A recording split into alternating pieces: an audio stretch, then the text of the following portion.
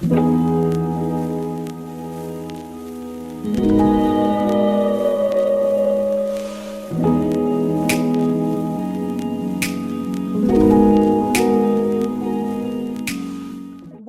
to the Los Angeles World Affairs Council and Town Hall.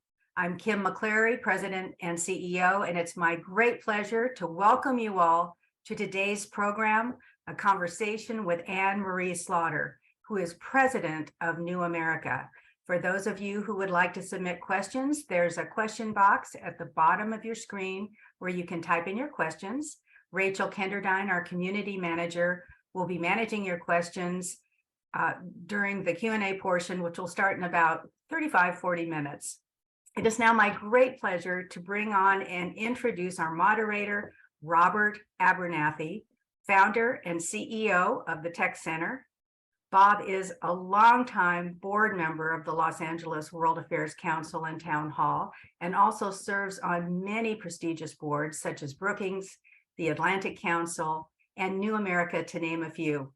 Bob, thank you so much for making today's program possible. Thank you, Kim. We appreciate your leadership that you are providing to all of us day in and day out here at Town Hall, Los Angeles World Affairs Council. You know, just reflecting on our history, Town Hall started in 1937, and the World Affairs Council here started in 1954. So we're old, venerable organizations that have combined to provide a forum for all of us to participate in discussion of domestic and international issues, to do so in a debate that's civil and set the example to the rest of those of us living that sane and sensible debate is not only possible, but desirable. I'd like to encourage those of you who are joining us that are not members of our organization to, after the program is over, to go to the website and join the World Affairs Council, and also to participate in the programs of discussions and financial contribution to sustain our good work together. I'd like to welcome Anne Marie Slaughter to our program here today. Bob, it's a pleasure to be here, and to all of you, I'm thrilled to be back at the World Affairs Council. I would prefer to be in Los Angeles than looking at the cold gray rain out my Washington window, but I'll have to just imagine. Well, we would like you to do more than imagine. We would like to welcome you. We have a wonderful, robust economy here in Southern California. We have a wonderful group of people, friends and colleagues. We are contributing to society and the arts and culture. It's a wonderful place. And we know that you have spent your life living in England and Massachusetts, in New York, in New Jersey, and in Washington, D.C., and ignored us west of the Mississippi and in California. So we extend a heartwarm invitation for you sometime in your life to come and join us for a year or two and live out in Los Angeles. We do know parenthetically that you have provided us with one of your two sons as a Los Angelino who is living and working out here. So that's kind of a saving grace, I guess. But you indeed, and he comes home for a week and complains how bitterly cold and nasty it is. So that's a big draw. You've been Chief Executive Officer, the leader, the inspirer of New America since, I think, about 2013. What is New America? What does it do? And when you're talking about an America that's new, what do you mean? So New America is a think and action tank. So for those of us within the Beltway, you know, a think tank is just a policy research institute. And indeed, you certainly have them in LA as well, particularly focused on Asia and California. But they're very heavily concentrated around state and federal governments. policy research, we take big public problems. In our case, we work on education and tech policy and family economic security and well-being and global politics. We research, we come up with policy proposals, we advocate for them. Since I've taken it over, we have really combined that work with action work. We believe that if you just take something like how do you deliver unemployment benefits or COVID benefits, just to take one example, you can't just do that through the books. You have to start with the people who are not getting those benefits or having a really hard time. And you need to work with them. And often we have tech teams, what we call sprint teams, to work on the ground to implement a solution that works and then work backwards to policy rather than starting with policy. It takes forever. You finally get a regulation or law passed, you implement it, and then you find out all the things that don't work. So we combine these two ways of working, and we have a vision of the multiracial, multi-ethnic democracy we are becoming. And indeed, Los Angeles is already there in many ways. But, Americans under 18, there's no white majority. By 2027, there will be no white majority under 30. And by the 2040s, that will be true for our next 250 years, because 2026 is our 250th anniversary of the Declaration of Independence. And we have a vision of what that America can look like, and then what it will need in terms of a radical overhaul of the political system, the educational system, the way we use technology, the way we center families, the way we act in the world. And we try to realize that vision and tie it to what we think of as the founding promise of America. You spent much of your life being a student and mentoring students, teaching students. You began at Princeton, you moved over to Oxford, you came back to Harvard Law, you went out to the Midwest and Chicago Law, went back to Oxford, came back to Harvard Law and the Kennedy School, and then back to Princeton. We have a much changed world today from when you and I grew up. When I grew up in North Carolina, it was an entirely segregated community, and we had different paths for men and for women, different paths to go up. But in both cases, generally, you attached yourself to a major American corporation, worked hard for that corporation for 40 years, retired with a nice retirement plan. That's not the world anymore today, and we see. Even recently as 2000, the year 2000, there were no smartphones around. Yet today we have smartphones, and much of our lives are on our phones. Our photographs, our expressions of love to our loved ones, our thoughts about politics, they're all there. We carry them around in our pocket. How would you advise an 18-year-old guy or a gal who's graduated from high school about what to do next with their lives in order that they can have both a meaningful life and a satisfying life? What advice would you give them? Wow. So this is a conversation I just had Monday night with my soon to graduate 24-year-old. He took 2 gap years and he's now graduating from college. And we talk about this a lot. And of course, I do still mentor lots of young people, and I have lots of young people here at New America. So I do start where you started. I say when I graduated from college in 1980, my father could say to me, go to law school, get a job with a good firm, make partner, and you're set for life. And I start by saying there is no career that I can tell you that will be true of. Even coding. I mean, we've just had the release of ChatGPT, which is going to put a lot of coders out of business, because now suddenly we're going to be able to engage in natural language to find out what we need to know. So I start with the certainty of uncertainty. The only certainty is change. And then I say you should be thinking about your life in 5 to 10 year chunks. I actually have moved pretty much every 7 to 8 years. New America is the longest job I've ever held. I've never been in one place for a decade except for New America. And then I say, look at the people who are doing the work you would like to be doing, who are in positions you'd like to be in. But instead of thinking I'm going to be that person, I'm going to follow their path, think about a matrix and make a list of the skills that person has. So if you wanted to be me, you would say, you know, teaching, public speaking, fundraising, writing, strategy, some management, although I think that, less so. And then put those across the top of your matrix and then look at all the different ways you could get those skills, because there's no one path. But if you want to be skilled in writing, there's all sorts of things you can do. It's actually easier to do that now because you can publish, you can work with editors. If you want to have experience public speaking, well, again, there are lots of ways to get that. If you want to learn how to fundraise, you can run your kids' PTA, right? You do not necessarily need to be an official job.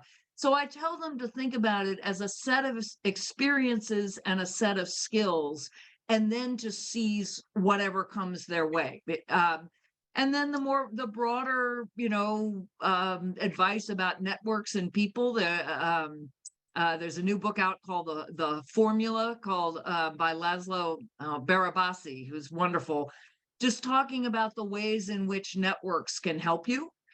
And then creativity. I deeply believe that whatever you can do, if you have a hobby, anything in the arts, anything in just what stretches your imagination, that's going to still be in demand. You spent 2 years as director of policy planning in the State Department. Back when I was in the first grade, George Kennan established the director of policy and planning in the State Department. George Marshall was the Secretary of State at that point in time. You became director of that policy and planning in the first 2 years of Hillary Clinton's role of Secretary of State. At the end of those 2 years, you had a decision to make. You had been a lifetime professor and you were ensconced in Princeton, and you'd taken a 2-year leave of absence from Princeton, which is about the limit of what a professor can take and still retain a tenured position. Tenured position being a guaranteed, nicely full-paying job for the rest of your life at the institution, with relatively low or no risk of losing that job. And you were in a position that you were looking at the possibility that many people thought you were going to get from Hillary Clinton a recommendation to take a major role in the State Department, one that would require Senate confirmation. And here you knew then, as we know now, looking at the last mayor of Los Angeles, how long it's taken to get his confirmation as ambassador to India. And how did you handle the pluses and minuses, the thoughts about whether you should take that chance or whether you should give up your tenure and integrate your family and your work and your career in that? Or what did you decide, and how did you go about doing that? It's a very interesting question. So there's the immediate answer. In 2011, I could have moved up. I think I would have tried to move up, but my, then 13-year-old was really in a bad way. It was sort of, by the standards of many parents, because many people have said this to me, it was, normal adolescent rebellion, although I had never experienced it. I kept writing my parents during that period and saying, do you have any idea how good I was? But I needed to go home. He was making bad life choices, and both his father and I needed to be full hands on deck. So that was a choice I didn't ever expect to make, but when it came down to it, it didn't feel like a choice. It was like, I need to go home. And I wrote about that. The harder choice was 2 years later, when I could have put my name back in for the second Obama administration. And I didn't. I, at that point, thought, I don't want to go back to Washington by myself. And really, my family just was not prepared to move with me. And I don't want to miss their last 4 years at home. And then I took this job at New America, which means I'm here. I'm in Washington now. I'm here generally about a day and a half to 2 days a week. Over time, thinking about those bigger jobs, and most of my colleagues that I served with, I mean, Jake Sullivan, who succeeded me at policy planning, is now, national security advisor, and I can look around at all my colleagues and see them in the cabinet or somewhere else. What's guided me, and this goes back to what, advising young people, was really figuring out, what do I want to be doing every day? And I think in the end, as sort of uncertain as those jobs can be, but also prestigious and important, you can get things done. They are a very they're not just demanding jobs, they're public facing jobs, and you don't have very much time for thinking or writing. That's what all of us say when you go into the government. You spend down your intellectual capital. And for me, it's been much more satisfying to build something, to be an entrepreneur, to be close to that policy world, but to still be able to put together the different pieces of building something, of thinking, of writing, of parenting, being a family member. I mean, it's not just with your kids, in a way that works for me, but might not work for others. But if you had asked me that question in 2009, when I went into government, I'd have said, I'll do whatever it takes to get as high as I can. And if you'd asked me in 2011, I'd have said, yeah, I'm planning to come back in. You just can't predict the choices you make, but you can try to make them based on what you think is most true to yourself. I think the role you played, the director of policy and planning, is a role that you consider the longer term strategic view of global trends, and thinking about global trends from a longer perspective. You then advise the Secretary of State, and so that on what he needs to do or she needs to do in order to advance U.S. interests and U.S. values. Well, Tony Blinken is the Secretary of State now. Let's just pretend you were still in that role of Director of Policy Planning. And tell us a bit about, when you go to sleep at night, what you are worried about, what you're fearful of, as you think about the world and the trends in the world, and how you might be advising, making recommendations to advise Tony Blinken if you were still in that job. Well, I'd start by saying, yeah, I think he's doing a really good job. I think the administration as a whole, on the biggest issues, really Ukraine, for certainly the last year, it gets very high marks. I really think they've responded effectively in many, many ways. I think their attitude toward allies, toward leading much more collectively is right. So I'd see a lot to praise.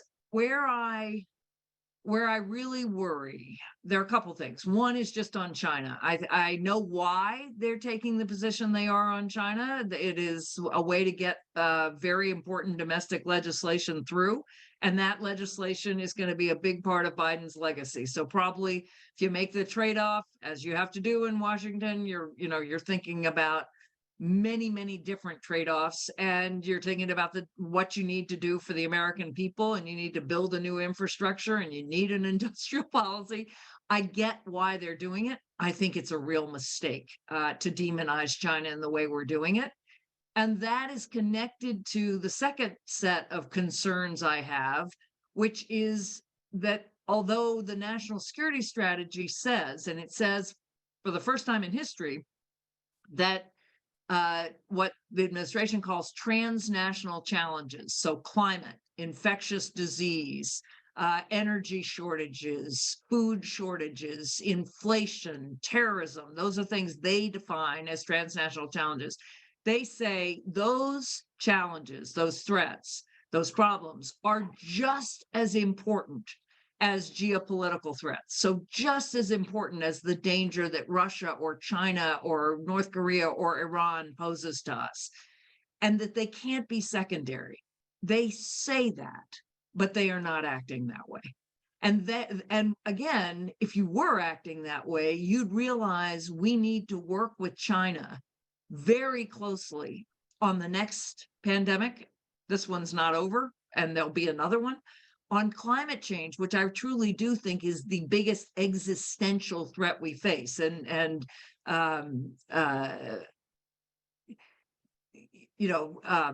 just completely blanking on Bill Burns, the head of the CIA, said that at the Aspen Security Forum this summer. He said, climate change, he said, China's the biggest geopolitical threat. Climate change is the biggest existential threat. I don't know about you, but existential, that means when I lie awake at night and worry, I am worried more for both me and certainly for my children and prospective grandchildren, that they will not live in a habitable world in the same way that we have. But to do that, you have to be devoting 50% of your time, your money, and your institutional capital to working on those issues. And we are not doing that. We are talking that talk. But really, if you look at the diaries, I think, of our top officials, it is Ukraine, Russia, NATO, China, North Korea, Iran, and there's probably 20% on everything else. It's, you could say, well, it's the important and the urgent driving out the important, but that's not true. Climate is important and urgent. So what I'd be telling Tony Blinken, with great respect, admiration, friendship, I read Tony's a wonderful person, I'd be saying you need to put in place the mechanisms for really doing what you say you're doing, which is to spend half of everything we've got on these global challenges. So how does energy policy fit into what you're talking about in climate, and what would you recommend be done there? So energy policy is a great example, right? It cross-cuts. It is clearly vital geopolitically, right? We've got to have energy policy that keeps, Europe heated enough so that they can hold the line against Russia. And that started with Obama, because Hillary Clinton appointed Carlos Pascual as her special envoy for energy. I forget what it was called, but it was basically energy policy. And back in 2009, I remember him telling me about liquefied natural gas. And if we could develop the terminals in Europe to receive liquefied natural gas, it would transform geopolitics. That was 2009. And that's proven to be true. And had we gone even further on batteries and energy storage, we'd be in an even stronger position. So in some ways, that's a case where you can do the right thing in two different directions: the right thing by the climate and the right thing by geopolitics. The tension comes when we did not think through the energy shortage implications of our sanctions on Russia when we adopted them. Because for the rest of the world, and we just heard the Foreign Secretary of India, the External Affairs Secretary of India, Dr. Jaishankar, say in the New York Times, of course we're buying all of our energy from Russia, right? We buy less overall per capita than the Europeans do, not overall, but per capita. And we have to have energy. You can't tell us to simply starve our people. And many other countries who now can't pay because the prices are so much higher and are dealing with the inflation that comes from that are blaming us, not the Russians, but us, because we're the ones who impose the sanctions. So that's a case where with energy policy, you really can't just think of it in terms of whom do we rely on, whom do the Europeans rely on, what would be best for climate. You need to be thinking about all the world's countries. What's the transition to green energy, and how do we bake that into every geopolitical calculation we make? So what is happening in Europe on energy now, and how is that going to affect the conflict that's going on in the Ukraine, given the break in the gas line, given the warmer climate in Europe and all the other considerations there. How does that net out? Well, I mean, on this one, obviously, the warmer climate is a plus, right? It is a negative in many ways, and it's I mean, you know this in California, actually, the more rain is not as good for your drought, right? And there are parts of Europe, of course, that have had drought as well. You need snow, you need snowpack, but it is a blessing because it's cutting heating bills at, I mean, we're still only at the end of January, but that means that it's easier for Europe to hold the line with the sanctions on Russia, which I think Russia didn't expect. Longer term, I think Europe is really the undisputed climate leader of the world. I mean, I heard Ursula von der Leyen at Davos last June lay out an entire plan, first of all, for a Marshall Plan for Ukraine when this war is over, which is just by the by, hugely important. But then she said, look, we are now going to source natural gas from all around the Mediterranean, from North Africa, well, that's part of around the Mediterranean, from as many different places as we can in our broader neighborhood. And then those pipelines that we create will be for hydrogen. So they have already a plan for how they are going to have the energy that they need for the continent based on hydrogen and renewable fuels. That's well ahead of where we are. I think many, many, many countries will follow Europe there. And I think it's a real testament to them, not only that they are holding together and taking, much higher prices, 10% inflation. They're holding the line with some bickering, but they're really doing it. But they have a vision that I do not think this country as a whole shares. The Chinese have it, from the leadership point of view, but have not been able to achieve it. Obviously, they're still very much developing, and the rest of the world says, sure, we'll move to green energy as long as we have as much the energy we need. And that's up to all of us then to find a way to supply. We learned recently, in the last day or two, that President Biden has authorized the sending of eventually of 31 Abrams tanks to the Ukraine. That will take a while. That apparently has sprung loose the German government in deciding that they will allow, or actually send some of their own Leonard II tanks to the Ukraine, but just as importantly, allow other NATO countries that have their Leonard II German tanks to give them to the Ukraine. They have, I guess, sold them to NATO countries with a proviso that the NATO countries couldn't transfer them to any non-NATO country without the permission of the German government. So now that's just been recently given, and they anticipate a total of about 71 tanks from either Germany or from other NATO countries that have those German tanks. How will that affect what's happening in the Ukraine? And as we know, the tanks are only a small part of the solution, because they don't work very well on incoming missiles and all sorts of other things that are happening in the war. How do you assess the effect of those recent decisions on tanks and what they'll have on the war, and what else is needed to try to bring that to a conclusion?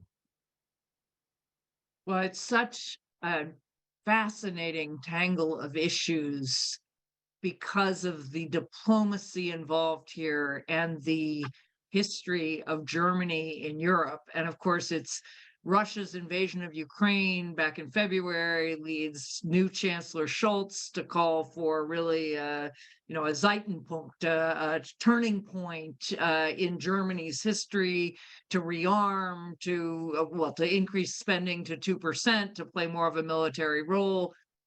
But now, of course, I studied Russian history and literature. It was Soviet, it was Russian history and literature, but it was the Soviet Union all through college. And, the images, the Russians suffered horrifically in World War II. And of course, going back to Napoleon, but when it comes to the Germans, that image of German tanks, on the Russian border, and of course, as Russia defines Ukraine in Russia, is so powerful. And I was really fascinated to see that the Germans held fast. I mean, I think it's true probably that the Abrams tanks, are not very helpful, and that they can't maintain them. But what Germany was saying is, we are not sending German tanks alone. We are not. It has to be within a larger group, and they have to be American tanks. And they won because we needed them to do it. And so it was a really interesting example of understanding how Putin was going to be able to play German tanks alone rolling into Ukraine. And he got his way. But on this larger question, and I'm not a military strategist, and I know as much as anybody else who reads the basic news about what's going on here, but I think if Ukraine can continue to retake territory, that is our best hope of pushing Putin toward the negotiating table, even though he's still a long way. And honestly, we might get to a nuclear crisis before we get him to the negotiating table. But Ukraine has to not just withstand his missiles, which they're doing, they have to take territory. And for that, they absolutely do need these tanks. And we've seen the Russian soldiers have run, right? When really there's been a coordinated offensive. And I think when they see these tanks coming, there's going to be a chance to really push back at least the territory that he's taken since February. And of course, ideally to push beyond the February 24th lines back into the Donbass. So this is a real, it's a strategic inflection point, and to be able to do it even in the winter, and even if it's a warmer winter. But so I think that's critically important. It's not enough, but this is more about who seizes the advantage, and how fast can we bring this to a set of negotiations, rather than doing what Russia wants, which is a 4-year, destroy as much of Ukraine as you possibly can until they finally sue for peace. When we look at Russia and Putin and talk about what they might be doing in the future, we look and try to analyze Putin as a unitary rational actor. And yet we know if we were to flip the coin and you were in Russia trying to explain the US to Russians and what the US might do, and you took the method of explaining to explain it on the basis of Joe Biden as a unitary rational actor, making all the decisions himself, and without no explanation of the role that the two-party system plays, no explanation of the mega part of the Republican Party, no explanation of the role that industry plays in our politics and issues, no explanation of the role the court system, the Supreme Court and other courts play, you'd come out with an awfully shallow explanation and prediction of what America was going to do.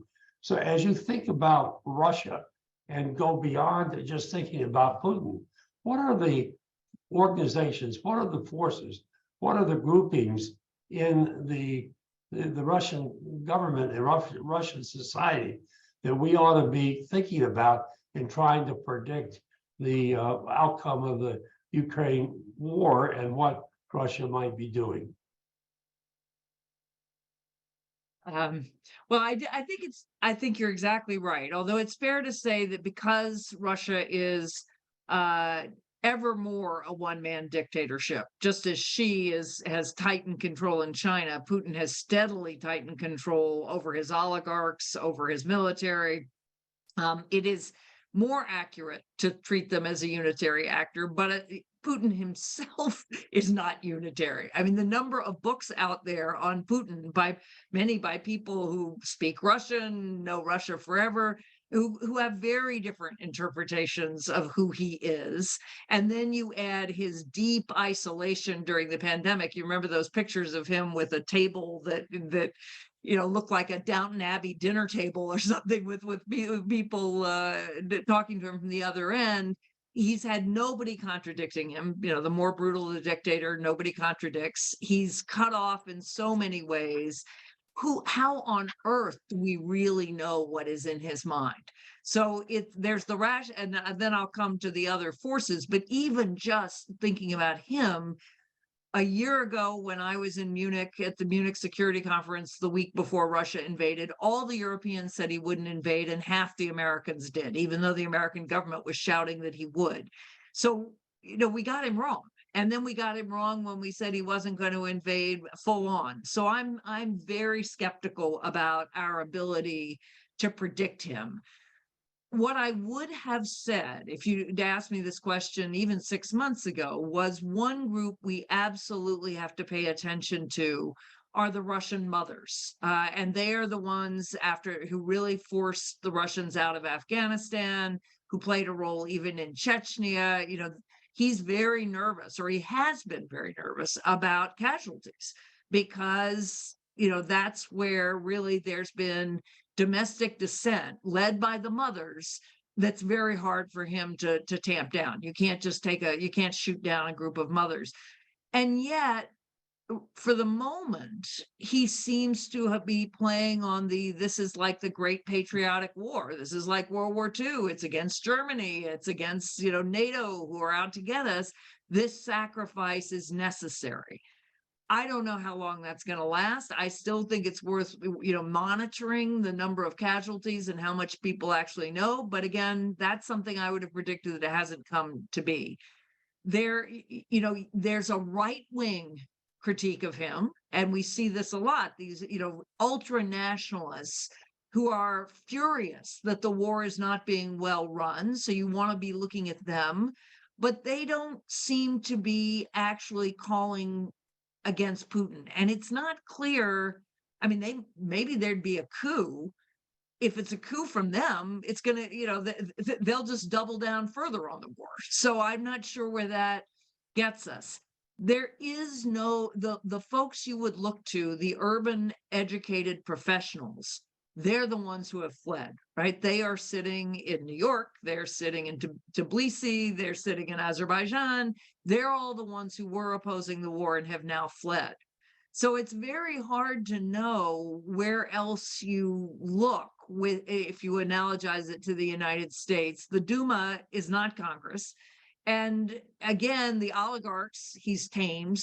And there's not enough business left. Again, that class is either in exile or in jail. So it's very hard to know what other factors really can make a difference. And I'm definitely not in the Putin predicting business at the moment. I think mostly you should be highly skeptical and kind of gathering information from as many different sources as possible. Well, one of the scholars that you mentioned that's written books on Putin is Fiona Hill, and she was our guest with an interview not very long ago at the World Affairs Council here in Los Angeles.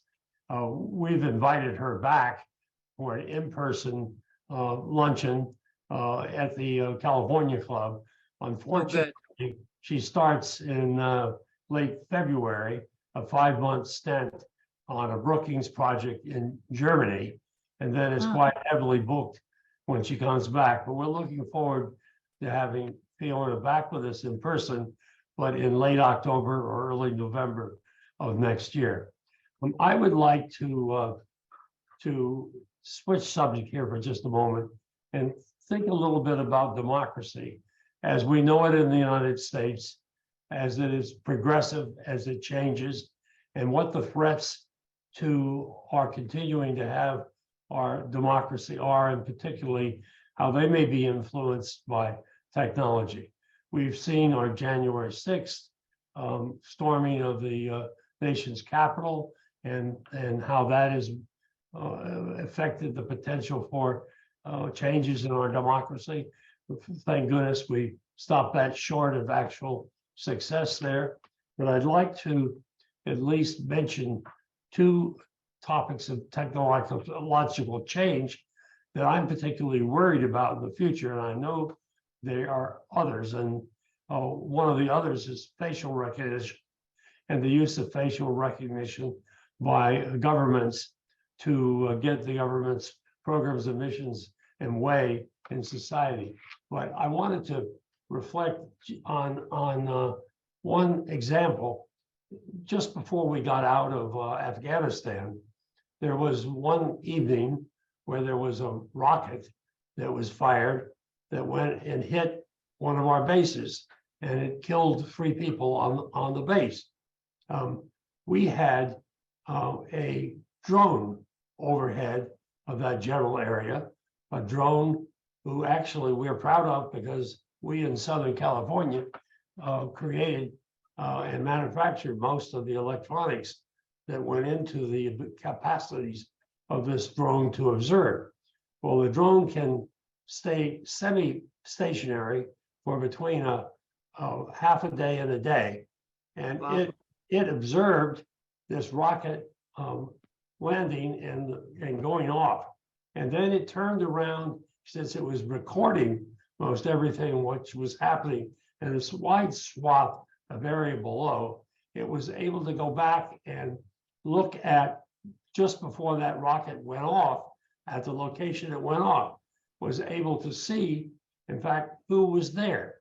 And then to go back again and see from what buildings or what homes each of those people came from to go to the spot that the rocket went off, and then to go look at the where they went after the rocket went off, what buildings they went back to, what homes they went back to. And of course, that was information was used in our program of accountability for their actions. Now, the other thing I wanted to talk about was the concept of Pegasus and NSO in Israel and like-kind companies other places, because they're not alone. And they have built software which allows the users of that software to, in fact, go into any smartphone that's turned on and remove the entire contents of that smartphone without the person who owns that smartphone to know that that's happened. So, as I mentioned earlier, we have our lives on those smartphones now.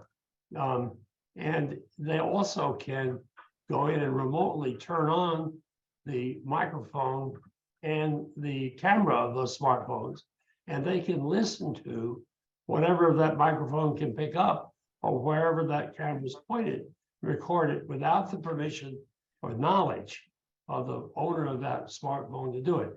That capability exists today. The company that I referred to, NSO, has sold it to about 60 countries around the world. It is in use. It is in use in Iran, and they're now policing how women wear their headdresses and sending out sort of friendly reminders or light citations to each women they observe through cell phone operations with non-compliant headdress, and more they're doing it. But this is going on right now. So I worry about the facial recognition, the cell phone capacities, the ability to observe meetings. So you have in the future, when these prices drop, and you know Moore's law about how things get cheaper and cheaper, and the technological capacities grow and grow, what's too expensive today on that drone observations platform 10 years from now probably won't be, and for less people than the U.S. government to afford. And what happens when you have a political rally and you have it in a location and you have the people that are magna people, and they are observing who goes to that meeting and exactly where they came from to go to that meeting, what homes, what offices, and where they go to after that meeting, because they want to go and reach those people and convince them that they shouldn't be doing what they were doing in that meeting. So where do we take all of these technological advancements and worry about where our democracy is going and how they may affect our ability, the way we govern ourselves, how we like to relate to each other, to discuss policy and issues and settle our differences. Take her away from there, if you would. Bob, there are no easy questions here. I mean, look, you have just laid out in wonderful and very understandable detail exactly the nature of what a full surveillance society could look like, and already does look like in China, and in ways of social credit scores and being able to monitor people. I mean, the example in Iran with the hijab, or the the hair covering is a great one. You start with that, and then you track absolutely everything. So there's some answers that are probably in the technology itself and in counter technology, and we have to remember, we have stopped largely the proliferation of nuclear weapons. We have stopped largely the proliferation of chemical weapons, although not as effectively, because they're smaller and much easier for people to get. But you can certainly imagine that some of this stuff is just deemed that the costs are so great, the potential costs, that they outweigh the benefits, and that we outlaw them first nationally and then internationally. And some of the this idea that you track and you watch people go back and then you can follow them. Drone warfare in Afghanistan and Iraq did more to radicalize the people against us than anything else. And you can imagine why, because I'm sitting here in my office, or I could be sitting at my dinner table, and a missile drops out of the sky and blows me up. There are few things more terrifying than not even being able to see it. And so that caused tremendous resentment and hatred of the United States. Our New America's fellow Azmat Khan, who won a Pulitzer for this work, documented all those strikes that hit civilians rather than the people they were intended to hit. And even when they hit terrorists or members of the Taliban, you're also taking out often, family members. So I think part of the answer is going to be, you simply say, we're going to have bans on some of this because it's just too dangerous. But there are other things. I was thinking about facial recognition. Now, when I come into the United States, I don't show my passport. I look at the global entry screen, just like I'm looking at you now into this camera, and it looks at me and it says, that's Anne-Marie Slaughter, and I walk on through. And I like the convenience. It gives me the creeps, but there's no question it's making things much faster at airports, and that has all sorts of advantages.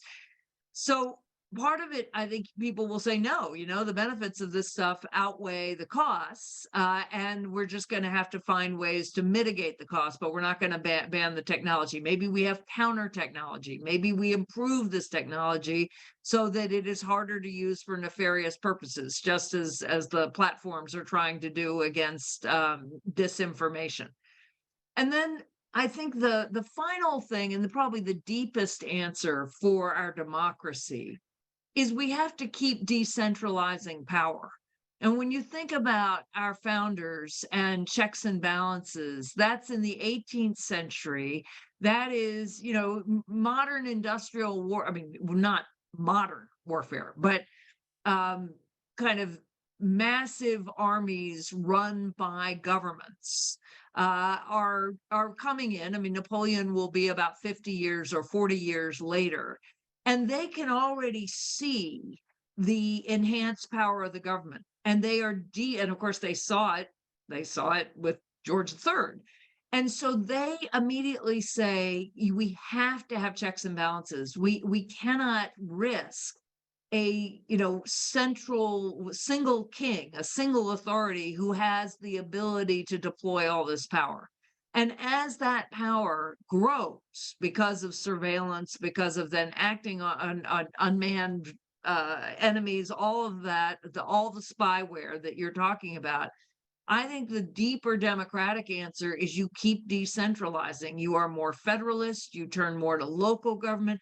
You have to constantly make sure that to whatever entity is abusing the power, there are multiple responses. And we've seen our checks and balances at the Washington level pretty weak, but our checks and balances at the state level stronger, and state versus state too much right now, but still a better hedge against tyranny than I think any technology can accomplish.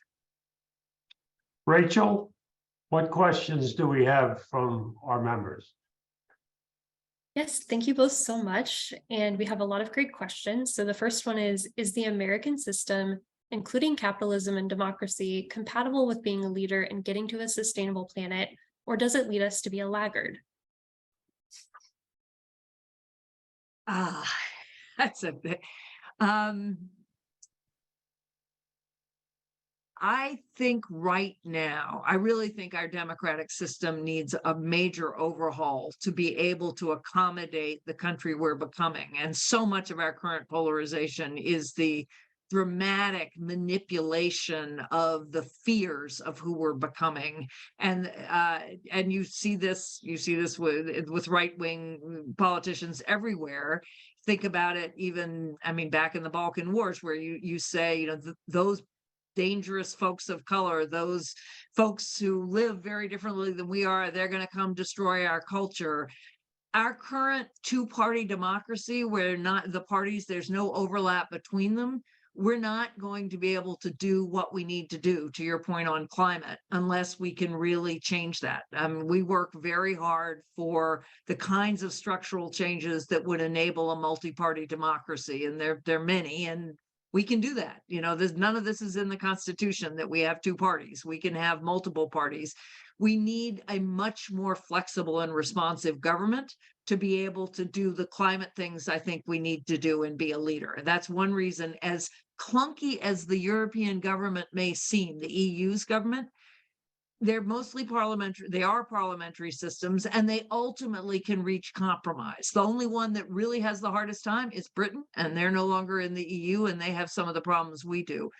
I think, however, at the state level, the municipal level, if you just look at all of our cities, they are leaders globally, not solo. They've got lots of companions, but Los Angeles itself has now a green port program that I was hearing about from Nina Hachigian, who used to be your deputy mayor for international affairs, and I'm sure she's well known to all of you. And she was talking about, the ways in which the Los Angeles port is taxing, dirty trucks, non-green trucks, and using the proceeds from that truck, because they can't come into the port unless they pay that tax, to buy green trucks for new truckers. That's huge for ports around the world. So I think, and the California government as well, sixth largest economy in the world, and California is a leader. So yes is the answer overall, but I think it's not just our federal government we look to. Thank you. We also had several questions about Ukraine. So the first one is, did the promise of never again, given after World War II, come with any exceptions? Why hasn't the free world declared war on the occupiers of Ukraine? Because we'd have a nuclear holocaust is the answer to that question. I mean, I think there is a still somewhere between 10 and 20% chance that we push Putin to the wall, and he is going to threaten to use a tactical nuclear weapon. And if we push him, he'll use it. And at that point, I think we would not respond with a nuclear weapon, but we would respond with an attack probably on his navy rather than directly on the Russian continent. But at that point, we still can blow up the world very effectively if Russia and NATO, but just Russia and the US, much less Russia and NATO, really go to war. So that, I think, is the answer to that specific question. But the other problem, and I've just written a column on this that will come out in the next couple of days at Project Syndicate, is our understanding of the free world and the world's understanding of the free world. And by that, I mean the global majority, all the countries and all the people who are not OECD members.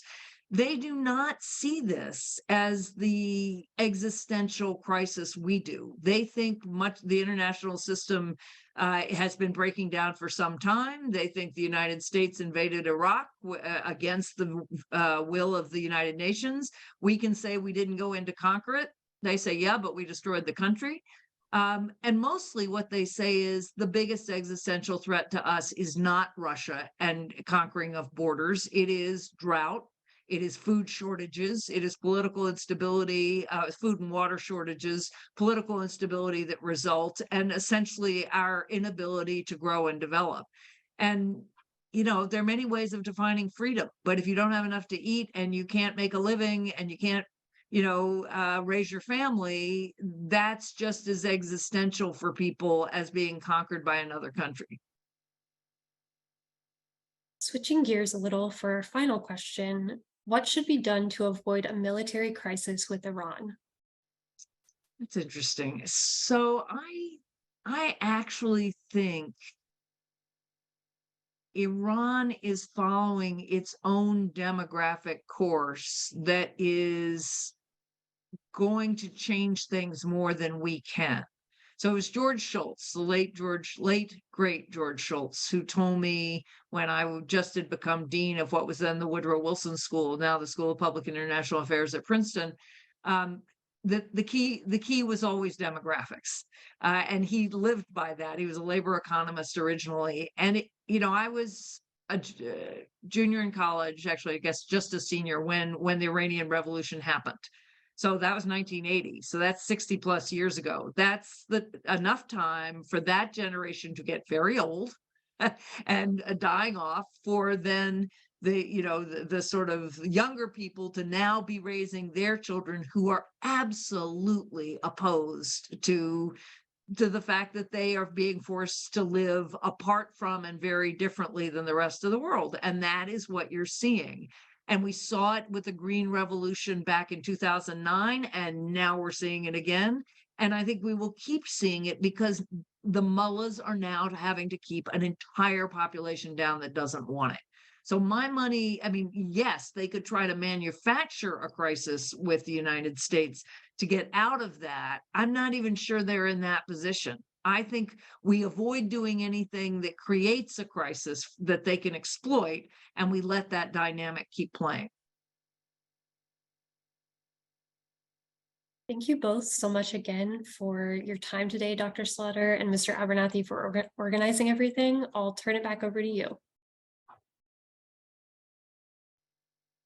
Thank you very much, Anne-Marie. We really appreciate your coming and being with us. We invite you back again, always, to wonderful sunny Southern California,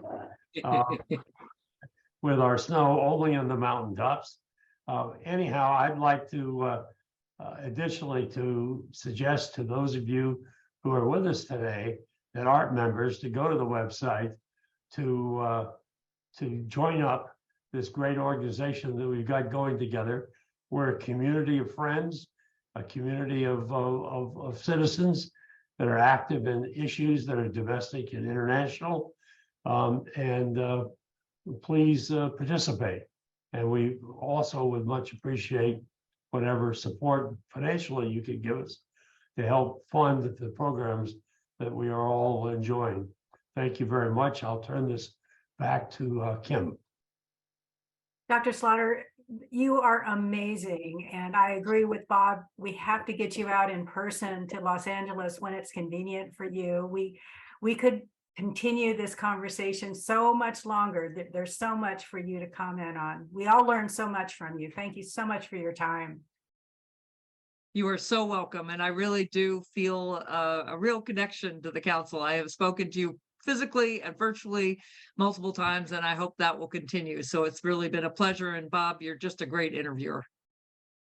Thank you.